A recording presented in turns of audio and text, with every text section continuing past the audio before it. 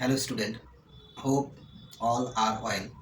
তো আজকে আমি তোমাদের আমাদের যে সামনে পঞ্চায়েত রিক্রুটমেন্টের কথা আমাদের পঞ্চায়েত মন্ত্রী মাননীয় দিলীপ ঘোষ মহাশয় বলেছেন, সেই বিষয়ে আমি ছোট্ট করে একটু আলোচনা করব।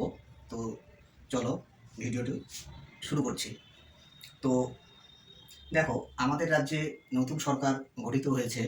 তো এর আগে যে সরকার ছিল সেই সরকারের আমলে বিভিন্ন চাকরির পরীক্ষার ইন্ডিকেটিভ নোটিফিকেশান কতগুলো বের হয়েছিল। তো কেবলমাত্র তার মধ্যে থেকে মিসলেনিয়াস পরীক্ষার অ্যাডভার্টাইজমেন্টটা ফুলফিল প্রকাশিত হয়েছে এবং তার ফর্ম ফিল আপ প্রক্রিয়াও এর মধ্যে শেষ হয়েছে। তো এরপরে কিন্তু আমাদের যে বিভিন্ন পরীক্ষার ফুল নোটিফিকেশানগুলো আসার কথা সেগুলো এখনও পর্যন্ত আসেনি। তো তার মধ্যে পঞ্চায়েত রিক্রুটমেন্টের কথা মাননীয় আমাদের দিলীপ বাবু মহাশয় তিনি বলেছেন যে, তো সেক্ষেত্রে তিনি আমাদের 2025 সালের 24 সাল 25 সাল নাগাদ আমাদের হচ্ছে পঞ্চায়েত রিক্রুটমেন্টের একটা নোটিফিকেশান আসে। তো সেখানে আমাদের হচ্ছে মোট কতগুলো পদের কথা বলা ছিল, বলা ছিল হচ্ছে 6500। তাহলে 6500 হচ্ছে এতগুলো পদের কথা বলা ছিল। তো আমাদের বর্তমান সরকার, তো সেক্ষেত্রে কাজের দ্রুততার কারণে তিনি বলেছেন যে পঞ্চায়েত রিক্রুটমেন্টের ক্ষেত্রে পদ সংখ্যা বাড়িয়ে মোটামুটি 11,154, অ্যাপ্রক্স 11,000ই ধরলাম, 11,154। এটা পর্যন্ত জানা গেছে যে এতগুলো পদে তিনি হচ্ছে রিক্রুটমেন্টের কথা একটা বলেছেন। তো সেক্ষেত্রে আমাদের হচ্ছে কোন কোন পদে কত নিয়োগ, তো সেটা আমি এখানে একটু ক্লাসিফাই করে দেখানোর চেষ্টা করছি। তো প্রথমে গ্রাম পঞ্চায়েত। তো গ্রাম পঞ্চায়েতের ক্ষেত্রে টোটাল নিয়োগ করা হবে 9,936 এতটি পদ। আর পঞ্চায়েত সমিতি, তো পঞ্চায়েত হচ্ছে সমিতির ক্ষেত্রে লোক নেওয়ার কথা বলা আছে 660। আর কি বলা আছে, জেলা পরিষদ। তো জেলা পরিষদের ক্ষেত্রে লোক নেওয়ার কথা বলা আছে, শূন্য পদের কথা বলা আছে 558। তো এই টোটাল হচ্ছে এই মিলে মোট 11,154টি পদের কথা আমাদের হচ্ছে পঞ্চায়েত রিক্রুটমেন্টের ক্ষেত্রে বলা হয়েছে। তো এক্ষেত্রে এর ফুল নোটিফিকেশান বা ফর্ম ফিল আপ প্রক্রিয়াটি এখনও শুরু হয়নি। তো সম্ভবত অদূর ভবিষ্যতে সেই ফর্ম ফিল আপ প্রক্রিয়াটি শুরু হবে। এবার আমাদের রাজ্যে তো এমনি চাকরির যে দুর্গতিপূর্ণ অবস্থা, সেই ক্ষেত্রে সামনে তো তেমন নোটিফিকেশান নেই, সাধারণ স্টুডেন্টের কথা বলছি। তো এক্ষেত্রে সামনে আমাদের পঞ্চায়েত রিক্রুটমেন্টের কথা যেহেতু সরকারি পক্ষ থেকে ঘোষণা করা হয়েছে, তো তার জন্য আমাদের একটু সেই পরীক্ষার কথা মাথায় রেখে প্রিপারেশান আমাদের তো নিতেই লাগবে। তো তার মধ্যে আচ্ছা, এক্ষেত্রে আমাদের তাহলে সিলেবাস কী আছে। তো সিলেবাসে দেখো 4টি টপিক এখানে আলোচনা করা আছে। তো দেখো, সিলেবাস কিন্তু আগের যে সরকারের সময়ে যে সিলেবাসটা হচ্ছে প্রকাশিত হয়েছিল 2000 হচ্ছে 24-25 যে সিলেবাসটা বলা ছিল, তো সেই সিলেবাসটাই আমি এখানে তুলে ধরছি। তো সিলেবাস মডিফাই হতেও পারে, নাও হতে পারে। তো টোটাল হচ্ছে 100 নম্বরের পরীক্ষা একটা হওয়ার কথা। তো সেক্ষেত্রে 100 নম্বর রিটেন পরীক্ষা না, টোটাল মানে ইন্টারভিউ প্লাস হচ্ছে রিটেন পরীক্ষা মিলে সেক্ষেত্রে হচ্ছে আমাদের হচ্ছে 85 প্লাস হচ্ছে 15 নম্বর, এরকম একটা ক্লাসিফিকেশন ছিল। তো 85 রিটেন এক্সাম হবে আর 15 নম্বর হচ্ছে ইন্টারভিউর কথা বলা ছিল। তো সেক্ষেত্রে 4টা টপিকের কথা বলা ছিল। আমাদের হচ্ছে বেঙ্গলিতে বলা ছিল, বেঙ্গলিতে হচ্ছে 25 এমসিকিউ, 25 নম্বরের কোশ্চেন। ইংলিশে হচ্ছে আমাদের 25। আর অ্যারিথমেটিক বা পাটিগণিতে হচ্ছে 25। আর এখানে হচ্ছে জিকেতে বলা ছিল 15 নম্বরের।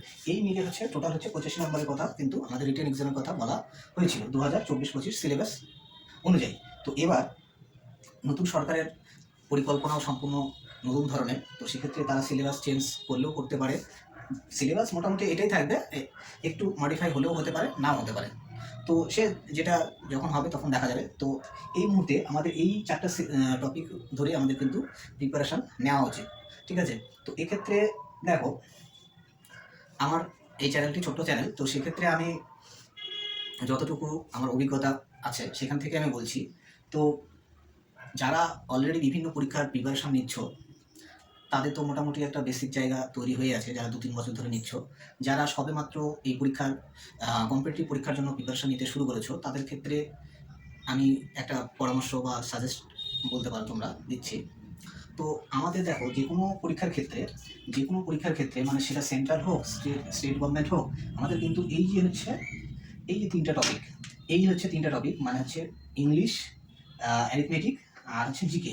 আর একটা টপিক আছে সেটা হচ্ছে রিজনিং।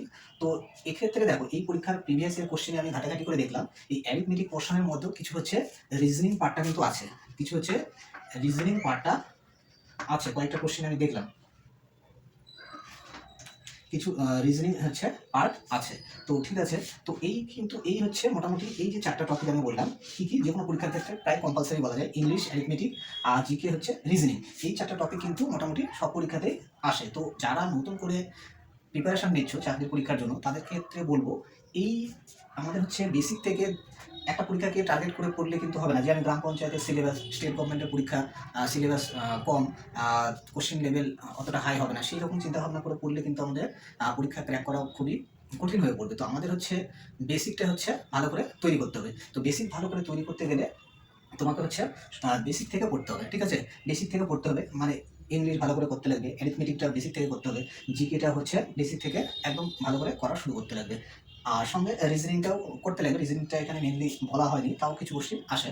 তো এই জায়গাটা কিন্তু হচ্ছে, এই 3টা জায়গা কিন্তু করতে লাগবে। আর বেঙ্গলি মোটামুটি আমরা আমাদের বাংলা ভাষাভাষী যারা, তাদের ক্ষেত্রে অতটা অসুবিধা হবে না, সেটা একটু 2-1 মাস হচ্ছে প্রিপারেশন নিলে পারা যাবে। তো এই 4টা টপিক কিন্তু আমাদের হচ্ছে সব থেকে ভাইটাল টপিক, এটা হচ্ছে যে কোনো পরীক্ষার ক্ষেত্রেই লাগে। তো এই টপিকগুলো আমাদের কী করা উচিত, ভালো করে বেসিক থেকে হচ্ছে একদম গোড়া থেকে শুরু করে ধীরে ধীরে তৈরি করা দরকার। তো তার জন্য বিভিন্ন যে একটা পার্টিকুলার ব্যাচ, এখন তো অনলাইন অফলাইন বিভিন্ন জায়গায় বিভিন্ন ব্যাচ, যে কোনো একটা অ্যাডভার্টাইজমেন্ট বেরোলেই তার জন্য ব্যাচ শুরু হয়ে যায়। তো আমি বলবো সেরকম ব্যাচে না নিয়ে বেসিক থেকে যেখানে শেখানো হয় মোটামুটি, যাতে সব ধরনের পরীক্ষা কভার হয়, সেরকম একটা ব্যাচে হচ্ছে যারা নতুন প্রিপারেশন নিচ্ছ তাদের জন্য বলছি, তারা সেরকম একটা ব্যাচে নিজেদেরকে এনরোল করতে পারো, ঠিক আছে? তো এইটা একটা বলবো। তো তার জন্য তোমরা পড়াশোনা শুরু করে দাও, কারণ আমাদের তো যারা বেকার যুবক যুবতী রয়েছি, তাদের তো মানে ভোট টোট এগুলোর যে পর্বগুলো, এগুলো তো অতি তাড়াতাড়ি সম্পন্ন হয়ে যায়। আর সমস্যাটা হয় বেকার যুবক যুবতীদের নিয়ে, তাদের হচ্ছে যে বিভিন্ন সরকারি পরীক্ষাগুলো, চাকরির পরীক্ষাগুলো, সেগুলো নিয়মিত হয় না। 1 বছর, 2 বছর, 3 বছর, 4 বছর, 5 বছর এরকম চলতেই থাকে। সরকার বিভিন্ন রকম তালবাহানা দিতে থাকে। যেমন এখন আগের সরকারের সময় ছিল ওবিসির সমস্যা ছিল, ওবিসি ঝামেলার জন্য আমাদের বিভিন্ন পরীক্ষার অ্যাডভার্টাইজমেন্ট বা পরীক্ষার প্রসেসিংগুলো দীর্ঘদিন হচ্ছে পিছিয়ে ছিল, বা অনেক পরীক্ষার হচ্ছে রেজাল্ট, প্রিলি পরীক্ষা হয়েছে, মেন্স পরীক্ষা এখনও ওই ওবিসি কেসের জন্য আটকে আছে। আবার এই সরকারের আমলে আবার ওবিসি, আগের সরকারের আমলে ছিল ওবিসি এ, ওবিসি বি, বর্তমান সরকারের সেটা আবার পরিকল্পনা চেঞ্জ করেছে, ওবিসি এ বি তুলে দিয়ে শুধু ওবিসি করার চিন্তাভাবনা করছে, বা অলরেডি সেটা হচ্ছে লাগু করার চেষ্টা শুরু হয়েছে। তো এটার অজুহাতে আবার বিভিন্ন পরীক্ষার রেজাল্টগুলো পেন্ডিং হয়ে আছে।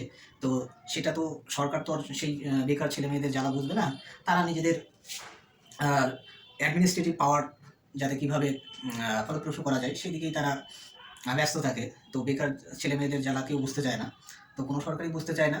তো কিছু আমাদের সাধারণ যারা স্টুডেন্ট, তাদের কিছু করার নাই, আমাদের প্রিপারেশানে চালিয়ে যেতে লাগবে, এটাই আমাদের হচ্ছে ভাগ্যের নিয়তি, কী বলবো, করতেই লাগবে। তো এটাই বলবো, যারা কম্পিটিটিভ পরীক্ষার লাইনে আসছো, তারা হচ্ছে ভালো করে পড়াশোনা শুরু করে দাও, মানে বেসিক থেকে আর কি। আর যারা অলরেডি করছো, তারা রিভিশন কমপ্লিট করো, তারপর হচ্ছে নিজের হচ্ছে যেগুলো দুর্বল জায়গাগুলো রয়েছে সেগুলোকে আরও স্ট্রং করে তৈরি করো, এটাই বলবো। তো আজকে এই পর্যন্তই।